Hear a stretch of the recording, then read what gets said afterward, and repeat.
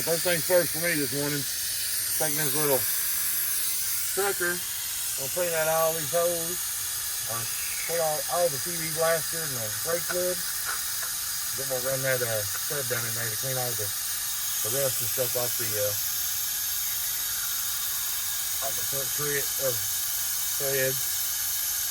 And yeah, that should clean it up real good. And then I use this little sucker thing and I'll suck them out again. Yeah, the one I'm gonna give you a shot of is gonna be this one right here. See how right there in the center, this one right here. See how rusty it is down in there? So we're gonna run this down in there and back it out and see what it looks like. Yeah, guys, I just cleaned up all these. Went through every one of them. Still looks a little rusty in there. I can get Allison to look at it here in a little bit. But maybe, you know, she just knock all the rust off the threads. Anyway, got all that situated. Now, jump down here and help her on this. What are we doing here? Stripping the head down. Stripping it down. So you gotta take the fuel lines off. I always do them all at once so you're not one at a time going through them. Yeah. After you get your fuel lines out of the way, there's these little nuts. And yours are pretty stuck in there. Is that good or bad? Just means we're gonna have to do a lot of cleaning. That's it. Anyways, there's a little sleeve with the coil tube right here. We'll end up having to pull them out and then take a little adjustable pry bar, pop the injectors out.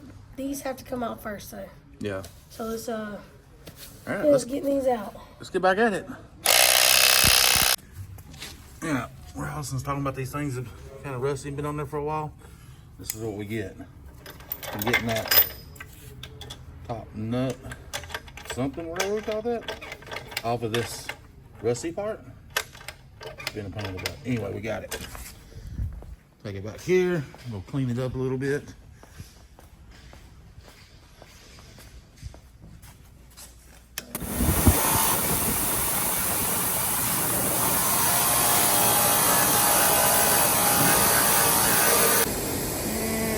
Like that.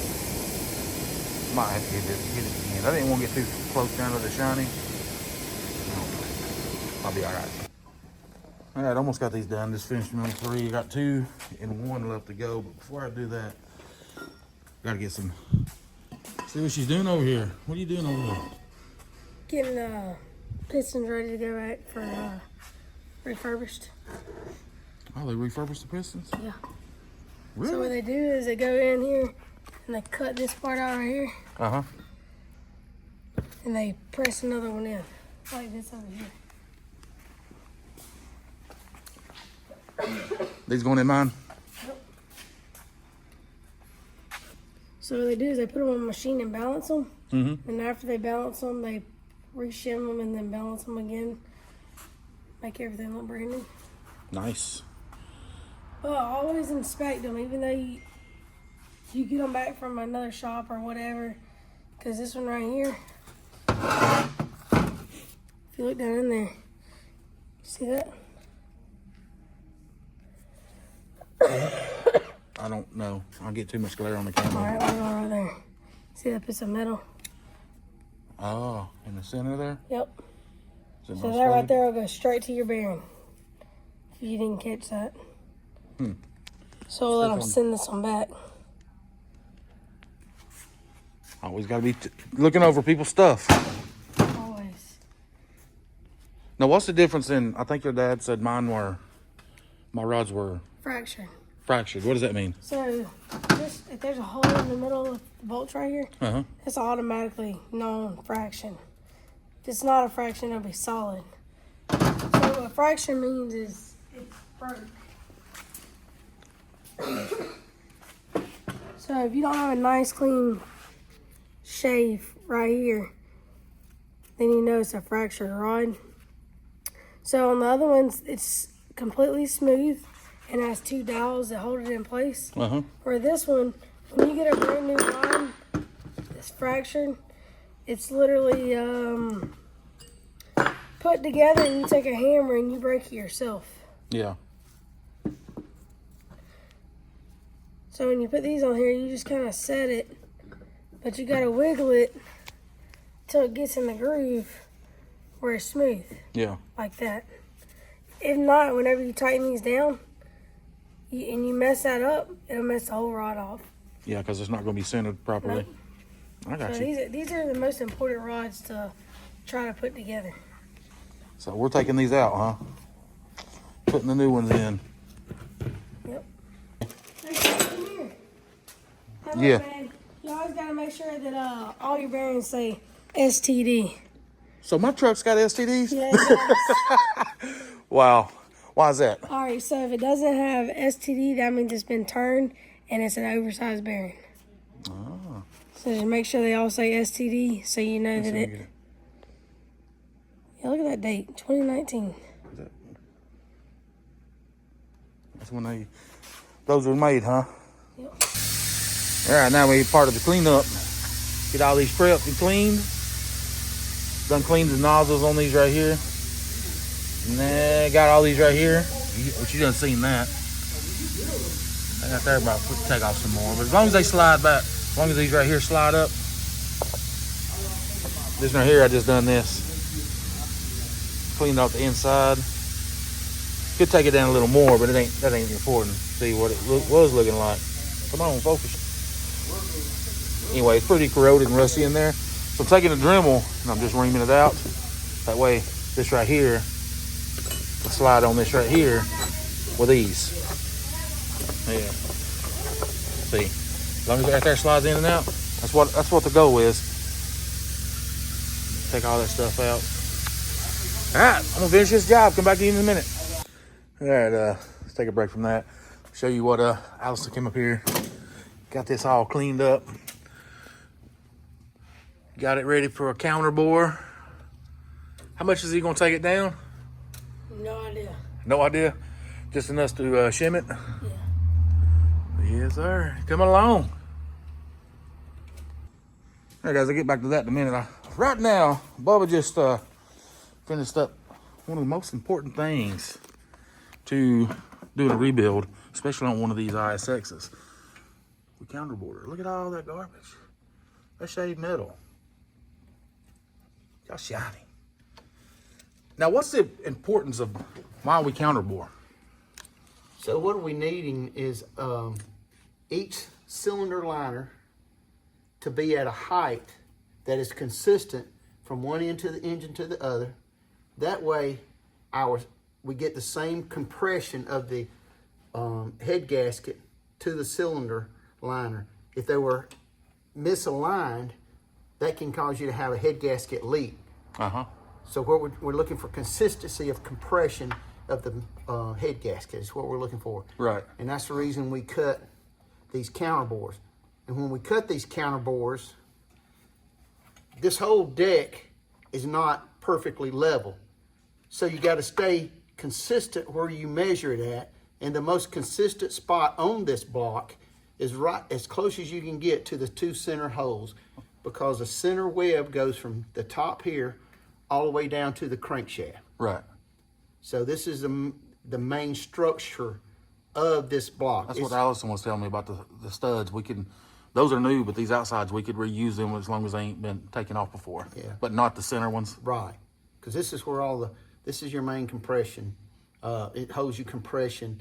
And that's what happens is this cylinder heating and cooling over so many cycles,